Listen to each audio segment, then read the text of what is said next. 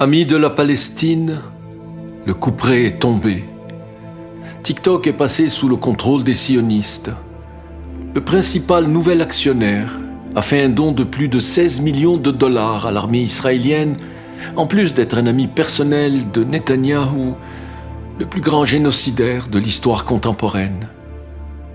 Et ceux qui, dans son entreprise, remettaient en question cet appui inconditionnel à Israël, ont été dirigés vers des services de santé mentale. Je n'invente rien, c'est l'intelligence artificielle qui me l'apprend.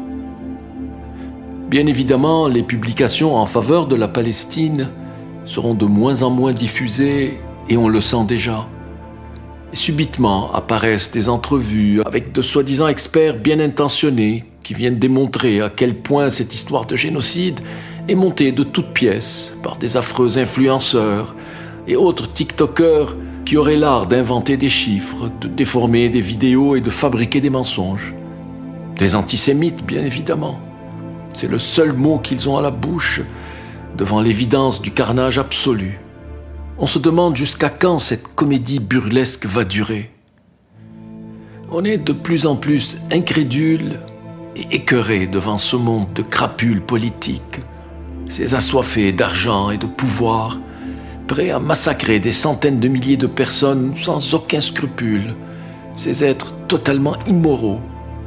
Voilà plus de 2 ans qu'on assiste à un génocide en direct, qu'on s'insurge, proteste, qu'on poste jour après jour des publications dénonçant la démolition des hôpitaux, des écoles, le massacre d'enfants et de femmes par milliers, le meurtre délibéré d'une centaine de journalistes, la destruction sauvage de toute la bande de Gaza, qu'on montre au monde la désolation, les amputations d'enfants par centaines, tout ça en vain, puisque ça n'a jamais empêché la machine de la mort de continuer à opérer avec notre appui tacite, nos armes et notre argent.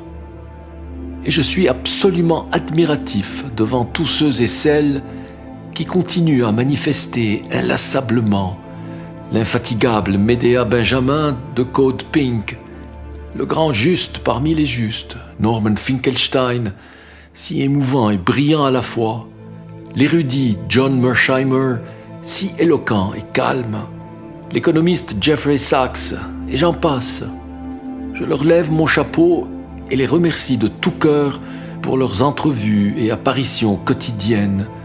Ils ont ma plus haute estime, mon affection la plus chaleureuse. Je leur sais gré d'être un antidote à la dépression, à l'abattement, car on finit vraiment par être complètement écrasé par tant d'horreurs si persistantes, sans aucune lueur d'espoir. Enfin, on entrevoit peut-être le début d'une éclaircie, un fanal dans les ténèbres, en la personne de Zohran Mamdani, élu maire de New York, au nez et à la barbe des puissants oligarques qui ont versé des millions pour le défaire, en vain. Un sourire qui met un baume sur nos âmes écorchées et meurtries. Une brise bienvenue dans cet enfer brûlant.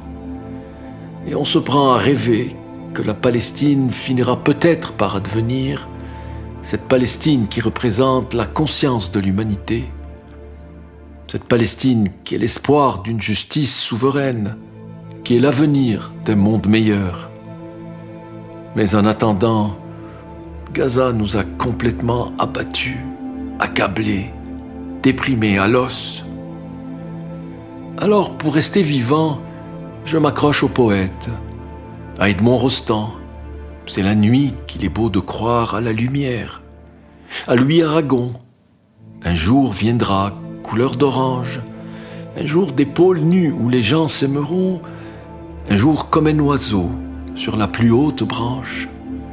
À Sénèque aussi, c'est quand il n'y a plus rien à espérer qu'il ne faut désespérer de rien. Des mots et des phrases que j'étale devant moi comme pour former une corde, et tel un funambule, j'avance dessus à tâtons dans l'obscurité, avec l'espoir d'arriver un jour de l'autre côté du cauchemar. Amis de la Palestine, ne perdons pas espoir.